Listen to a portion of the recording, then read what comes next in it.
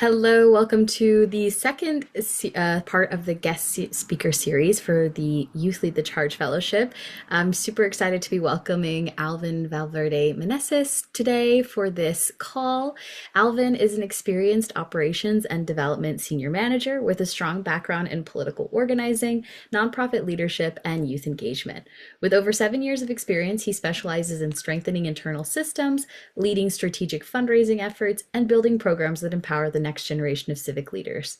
At California Common Cause, Alvin plays a key leadership role on the California team, where he oversees statewide development initiatives, manages internal operations, and directs the organization's student programs. His work focuses on driving organizational effectiveness while deepening community engagement across the state. Prior to joining Common Cause in 2017, Alvin worked on several political campaigns, including serving as the Latinx outreach coordinator for Hillary Clinton's 2016 presidential campaign in Philadelphia, Pennsylvania. He holds bachelor's degrees in media and cultural studies from UCR, and outside of work, he enjoys discovering new coffee shops, exploring live music venues, and watching political documentaries. So, everyone give a little round of applause and welcome Alvin. Hi, Alvin. We're so excited to be chatting with you today.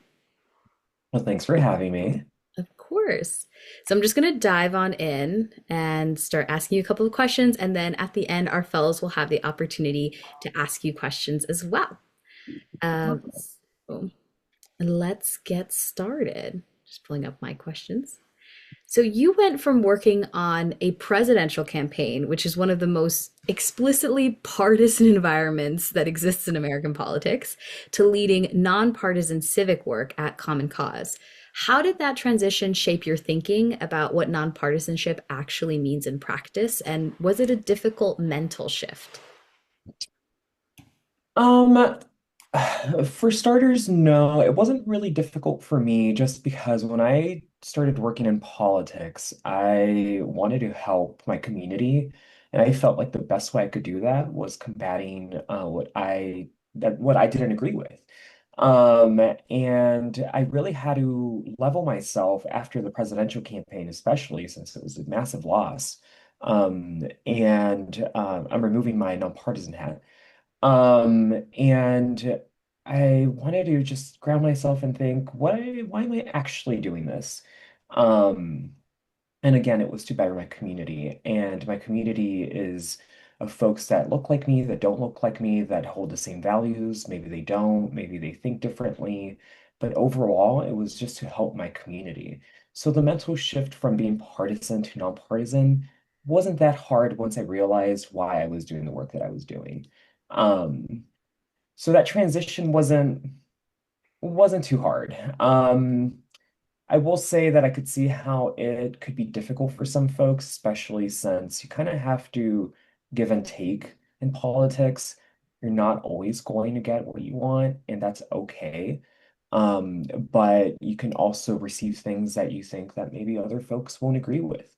So it really is a give and take game, and you really have to learn to be okay with that. Yeah.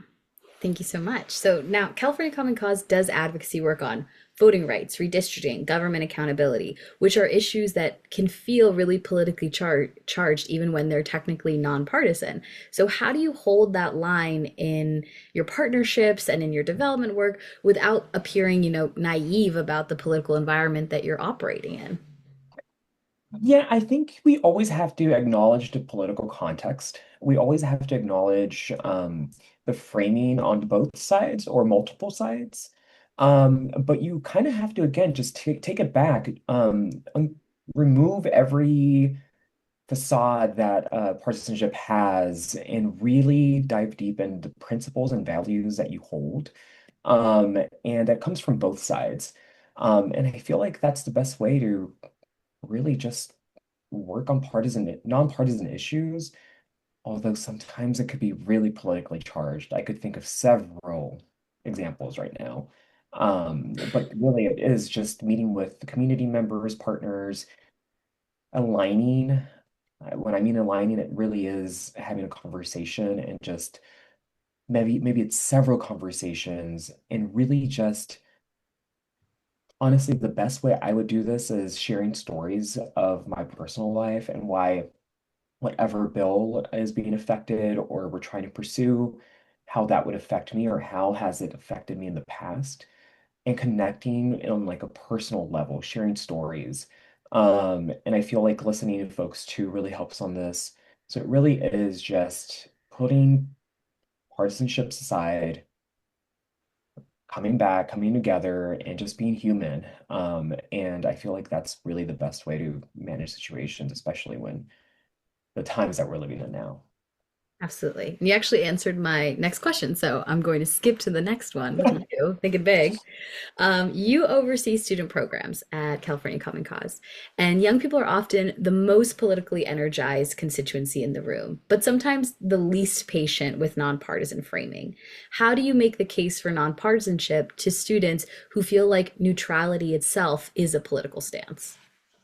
Yeah, um, I've done work with many students across the state and the country, and it really comes down to convincing the students that whatever they care about won't pass if the other side doesn't semi-agree with it.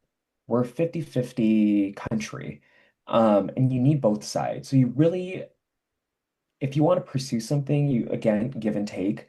You kind of have to give and then see what the other side is willing to give you too. So I would say it's difficult, but again, I really will come back to sharing your personal stories and connecting with folks on a personal and human level. That is the best way to convince people or other students what matters to you. And I guess I would say the same as convincing students why nonpartisan is the best case.